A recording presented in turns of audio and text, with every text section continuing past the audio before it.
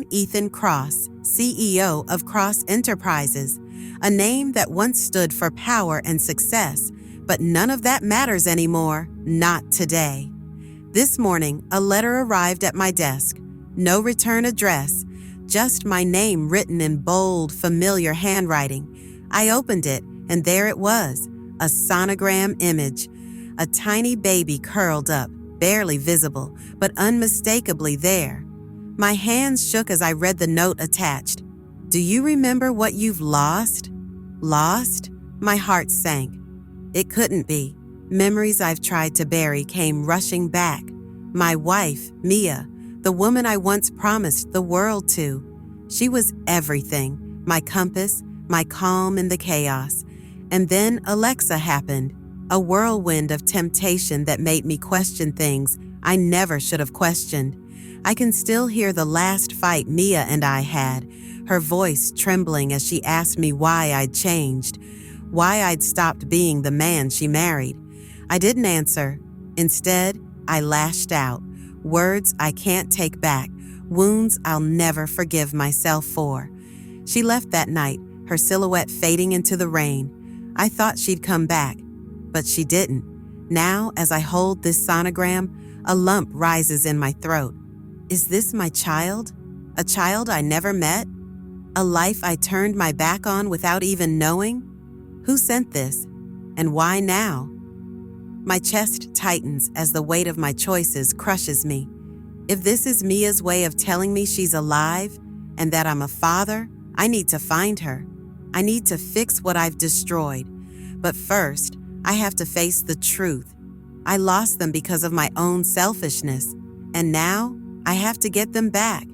I wish I could say I didn't see it coming, but deep down, I know I let it happen. Alexa wasn't just some random woman. She was sharp, magnetic, and always seemed to say exactly what I needed to hear. At least, what I thought I needed. It started innocently enough, late nights at the office, working on a project together. She'd compliment my ideas, laugh at my jokes, and tell me how incredible I was. Things Mia used to do before life got complicated. But Mia wasn't the problem. I was. I just didn't see it then. Alexa had this way of planting seeds of doubt. Are you sure Mia appreciates you? She doesn't seem as supportive as she used to be, she'd say. Her tone so casual, it felt like concern. And I listened. God, I listened. I let her words twist my mind, let them grow into a wall between Mia and me. Before I knew it, I was pulling away from Mia, avoiding her touch, brushing off her questions, finding excuses to stay at work longer. She noticed, of course. How could she not? But instead of owning up to my feelings, I turned it back on her. I convinced myself that she was the one who'd changed, that she didn't understand me anymore. The night it all came to a head is burned into my memory. Mia confronted me about Alexa, her eyes full of hurt and desperation. Instead of admitting the truth, I exploded. I said things, cruel, horrible things, that I can never take back. And then I saw it. The look in her eyes when I broke her spirit. That was the moment I lost her. Even the night Mia left, I told myself she just needed time. People fight. It happens. I figured she'd go to her sister's house, cool off, and come back. She always came back. But this time was different. Days passed, then a week. My calls went unanswered, my texts left on read. Panic crept in, but I kept telling myself she'd show up, angry but willing to talk. When I finally swallowed my pride and called her sister, the answer I got hit me like a brick. She's not here, Ethan. She hasn't called us. What's going on? I hung up, my chest tightening. Mia loved her family. If she wasn't with them, then where was she? That's when I started digging. At first, I thought I'd find a trail, an easy explanation. But instead, I hit one dead end after another. Her work? She quit the day after she left. The HR rep told me she'd sent a polite email thanking them, and asking for her final paycheck to be mailed to a P.O. box. Her bank account? She drained it, every last penny, leaving nothing behind. I started calling her friends, anyone who might know something. But all I got were puzzled voices and uncomfortable silences. One by one, they all said the same thing. We haven't heard from her. It didn't make sense. Mia wasn't the type to just disappear. She had routines, people she cared about. She was pregnant, for God's sake. How could she just vanish? And yet, she had. It was as if she'd planned it, erasing herself from every corner of the life we'd built together. The thought of her alone, scared, or worse, haunted me. But another part of me knew better. This wasn't an accident. Mia wasn't scared. She was running. From me. At first, being with Alexa felt like a rush. She was everything I thought I wanted. Fun, confident, and always ready to stroke my ego. I told myself she understood me in ways Mia never could. But looking back, I realized it wasn't understanding. It was manipulation. Alexa had this way of making herself indispensable, or so I thought. She'd show up with my favorite coffee, listen intently as I vented about work, and whisper just the right things to keep me hooked. It felt like freedom at first, but I see now it was a trap, one I walked into willingly. After Mia left, I expected Alexa to fill the void, but the thing about voids is they're not so easily filled, especially when guilt is eating away at you. Every time Alexa laughed or touched me, I felt this gnawing emptiness. I'd see Mia's face in my mind, the way she looked at me that last night, and the guilt would hit me like a freight train. And then there was Alexa. The cracks started to show, not long after Mia disappeared. She wasn't the supportive partner I imagined. If anything, she was demanding. Everything was about her, the fancy dinners, the expensive gifts, the constant need for attention. When I'd bring up my company's struggles or my regret over Mia, she'd change the subject or brush it off. Why do you keep dwelling on the past, Ethan? Mia's gone. Focus on us, she'd say, her tone sharp, almost impatient. But the truth was, Alexa didn't care about us. She cared about what I could give her. When the company hit a rough patch and profits started slipping, she grew distant. The lavish outings stopped. The sweet words turned into complaints. And one day, she was just gone. No goodbye, no explanation. She left me with nothing but a hollowed-out life and the crushing realization that I'd destroyed my marriage for someone who never truly cared about me. I lost Mia, my child, and now Alexa. Standing in the ruins of everything I'd built, I realized one thing. I'd betrayed the only person who ever loved me unconditionally, and I'd done it for nothing. The sonogram and that damn letter wouldn't let me sleep. I'd lie awake, staring at the ceiling, replaying every memory of Mia in my mind. Where did she go? Was she safe? And what about the baby? Our baby? The thought of them out there somewhere, alone and vulnerable, was too much. I couldn't live like that anymore. I needed answers. That's when I decided to hire a private investigator. His name was Sam Harris, a gruff, no-nonsense guy who didn't sugarcoat things. When I handed him the letter and sonogram, he studied them for a long moment before speaking. "You sure you're ready for what I might find?" he asked. His tone was calm, but his words hit me like a challenge. Was I ready? Number, but I didn't have a choice. Sam started digging, and soon he uncovered breadcrumbs, tiny fragments of Mia's trail that I'd missed. Bank transactions showed she'd closed her account and opened another under a different name. There was also a purchase for a one-way bus ticket to a small coastal town I'd never heard of. When Sam handed me the report, I felt a flicker of hope for the first time in months. Mia was out there. She'd survived. But why that town? Why not go somewhere familiar, somewhere close to her family? It didn't add up. I booked a flight and drove 3 hours to the town. my mind racing the entire way. It was quiet, almost sleepy, with winding streets and houses that looked like they'd been there for decades. I checked into a motel and started asking questions. At the post office, the diner, the library, the responses were all the same, polite but distant. No one remembered anyone matching Mia's description. No one had seen a pregnant woman arrive months ago. But then, Sam sent me a breakthrough, a copy of a rental agreement for a tiny house on the edge of town, signed under an alias, Mia's handwriting. When I went to the address, the house was empty. It looked like no one had lived there for weeks, maybe months. The neighbors didn't know much either, just that the tenant kept to herself and left suddenly. I stood in the empty doorway, the smell of salt air filling my lungs. I was close. I could feel it. But she was still out of reach, slipping through my fingers like smoke. When I arrived in the coastal town, I thought finding Mia would be straightforward. Follow the clues, knock on a few doors, and she'd be there, waiting.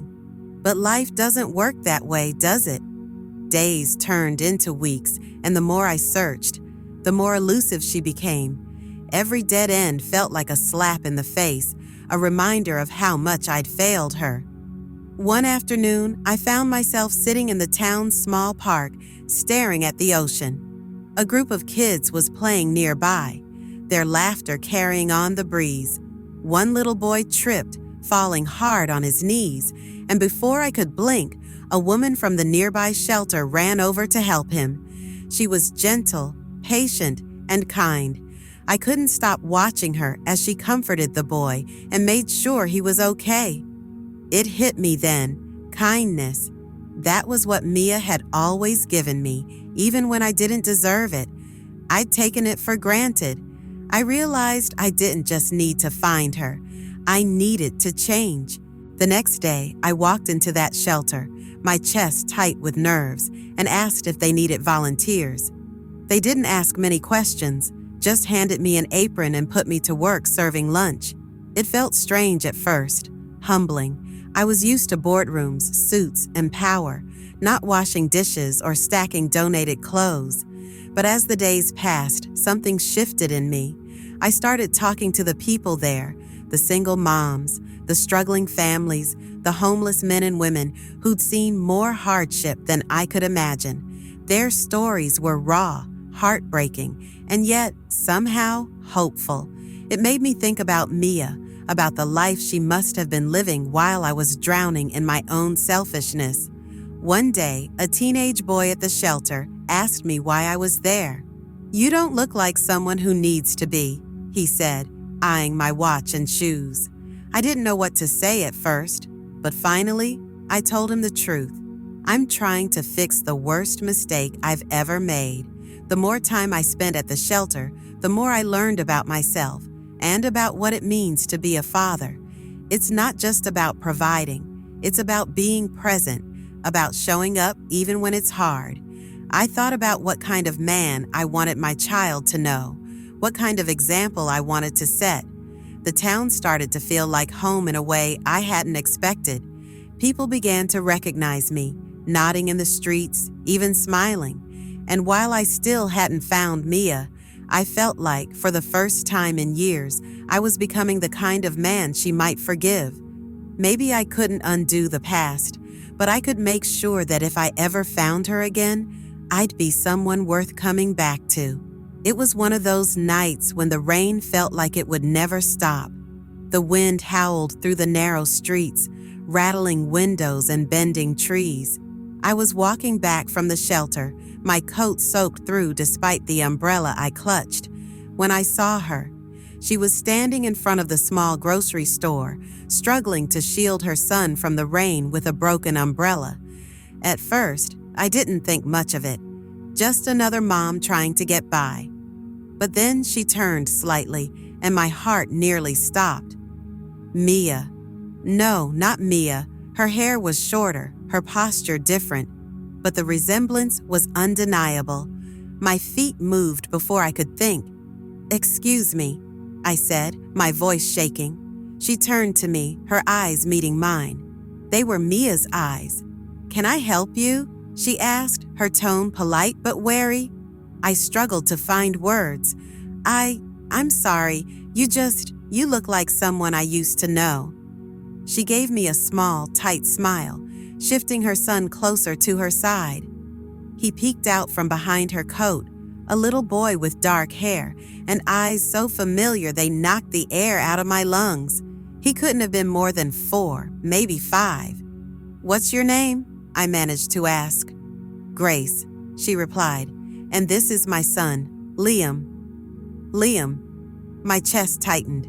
I wanted to say something, anything, but all I could do was stare at the boy. He looked so much like me at that age. The same sharp nose, the same dimple in his cheek when he smiled. "Are you okay?" she asked, her brow furrowed now. She looked at me like I was a stranger, not the man who had spent years searching for her. "I'm sorry," I said again. "I didn't mean to bother you." She hesitated, then nodded. "All right, take care," she said, pulling her son toward the car parked nearby. I stood there, rooted to the spot, watching her drive away, the taillights disappearing into the rain. My mind was racing. Grace, Liam. Was it possible Mia had completely erased herself, even her name, and started over? Could she really not recognize me? Or was she pretending? And then there was the boy, my son. He had to be. The timing, the resemblance, it all fit. But why wouldn't she tell me? Why pretend to be someone else? As the rain soaked through my clothes, I realized I had more questions than ever. But one thing was certain. I wasn't leaving this town until I uncovered the truth. The pieces didn't fully click until I ran into Grace again a week later. It was at the farmer's market of all places. Liam was tugging at her hand, begging for ice cream, and she laughed, a sound that froze me in my tracks. It wasn't just familiar. It was Mia. I couldn't hold back this time. "Grace," I said, stepping in front of her. She looked startled, her smile fading. "Please, I need to talk to you." She glanced at Liam, then back at me. "I don't know you," she said, her voice firmer this time. But her eyes betrayed her. They darted away, unable to hold mine. "You're Mia," I said softly, and the color drained from her face. "You can deny it all you want, but I know it's you." She pulled Liam closer, her hand trembling.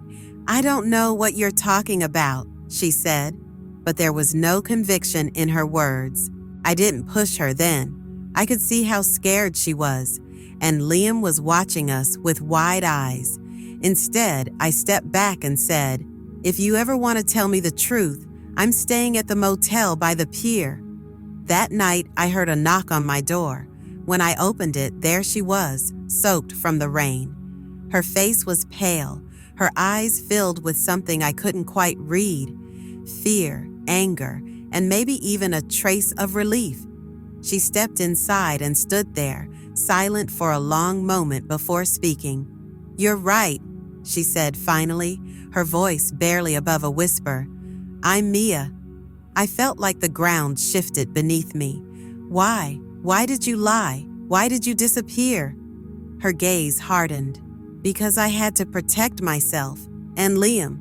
She sat down, her hands twisting in her lap. "After I left, I knew you'd try to find me. I knew you'd try to manipulate me back into your life, just like you always did. I couldn't let that happen. Not to me, not to our child. So I made a choice. I changed my name, I faked my death, and I started over." Her words hit me like a sledgehammer. Faked her death? "I wasn't trying to hurt you." "You already did," she cut me off, her voice shaking. "You hurt me every day with your lies, your selfishness, your anger, and I wasn't going to let my son grow up in that." I felt tears sting my eyes. "Mia, I'm not that man anymore. I've changed." She looked at me for a long moment. "Maybe you have," she said finally, "but that doesn't erase what you did. You need to prove you're not just saying the right words this time. I nodded, knowing she was right. This wasn't about convincing her with promises. It was about showing her who I'd become if she'd give me the chance. I sat across from Mia in the small cafe, my heart pounding in my chest. Liam was at a nearby table with a coloring book, his quiet laughter occasionally drifting over to us. I couldn't take my eyes off him, my son, our son, but it was Mia's face, tired, guarded, yet somehow still familiar, that broke me. Mia, I began, my voice shaky. I know I don't deserve it, but I need you to hear me out. Please. She didn't say anything, just folded her arms across her chest and gave me a cautious nod. I was a selfish, blind fool, I said. I didn't see what I had with you until it was gone. I let my ego, my ambition, and my insecurities destroy the best thing in my life. I hurt you, and I will carry that regret for the rest of my days. Her expression didn't soften, but I could see the conflict in her eyes. I took a deep breath and pressed on. After you left, I fell apart. I lost everything. My family, my company, even myself. I had to rebuild, and in doing that, I realized the kind of man I'd become. I didn't like him, Mia. I've spent the last few years trying to change, trying to be someone worthy of you, of Liam. I know words aren't enough, but I need you to know I'll spend the rest of my life proving it if you'll let me. Tears welled in her eyes, and she looked away. Ethan, it's not that simple. I loved you once, but love isn't enough when trust is gone, and I can't put Liam in a situation where he might get hurt. I won't.